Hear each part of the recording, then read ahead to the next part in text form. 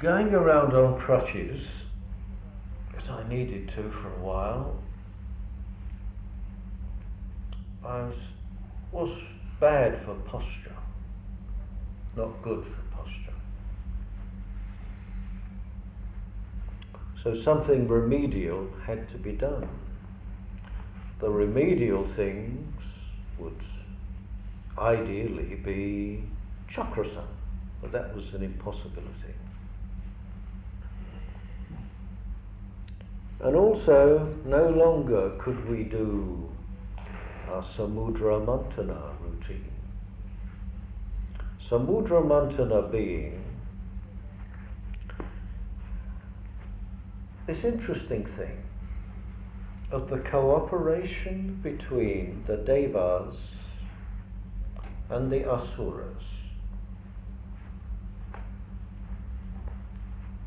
in tugging the life force this way and that way,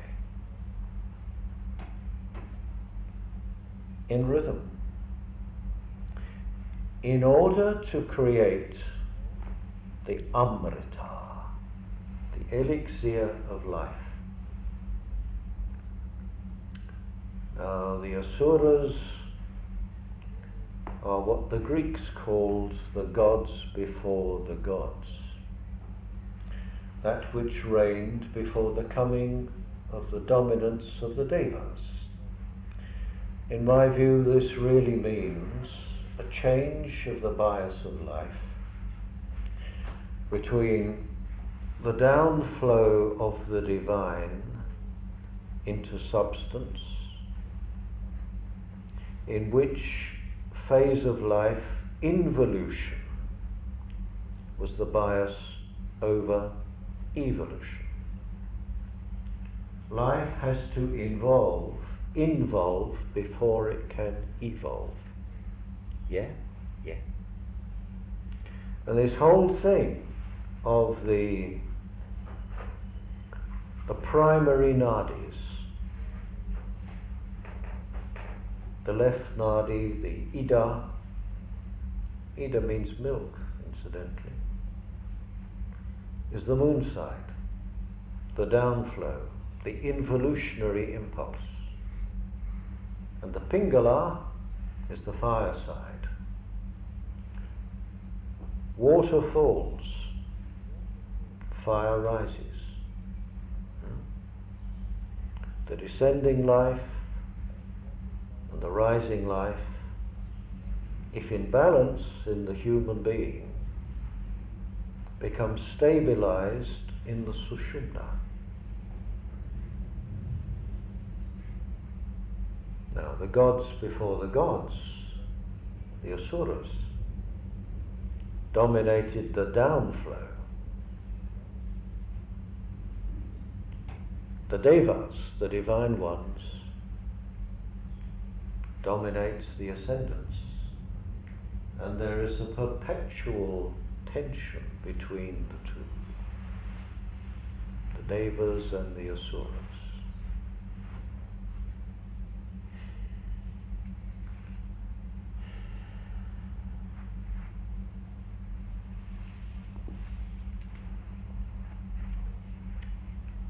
And there was a terrible critical time when the power of the asuras was gaining ground over the devas. And the devas went to Vishnu and said, "What are we to do?" And Vishnu said,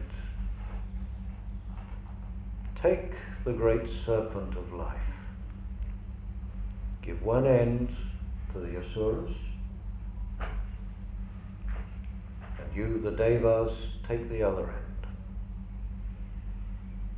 And let both pull upon the sushumna, that is the merudanda, which is the word for the human spine, and is also the word for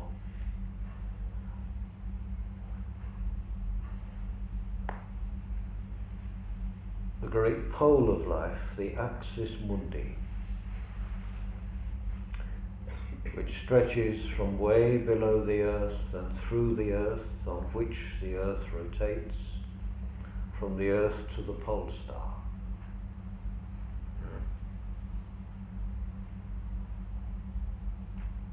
It's one of these funny beliefs that foreigners have. Foreigners who come from this part of the world. That in the turning dance of the dervish, the dancer becomes the center of the universe. Consciousness becomes identified with the axis mundi, the center of all things, around which all things rotate. So in this process of the Samudra Manthana, the precise meaning of which we won't go into at the moment, there is the to and the fro in rhythm. Simple turning.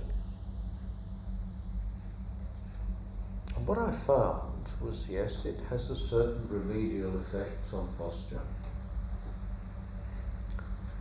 but it gives a strong sense of hara.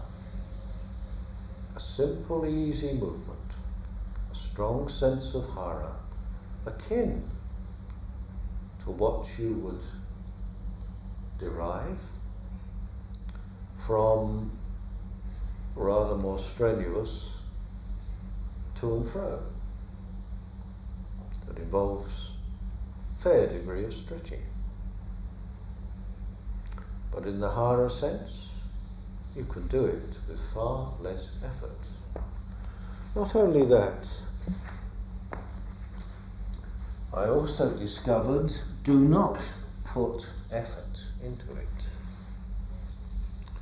Do not turn with force from side to side. Do not.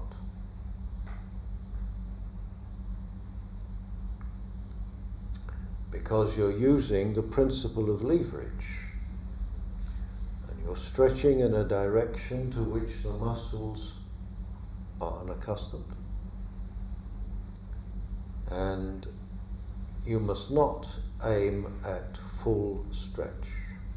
All you do is turn the neck, and let the rest of the body follow. So you get a good sense of stretch at the neck, and let the rest of the world go by. Let it follow through in its own way, in its own time. So please stand.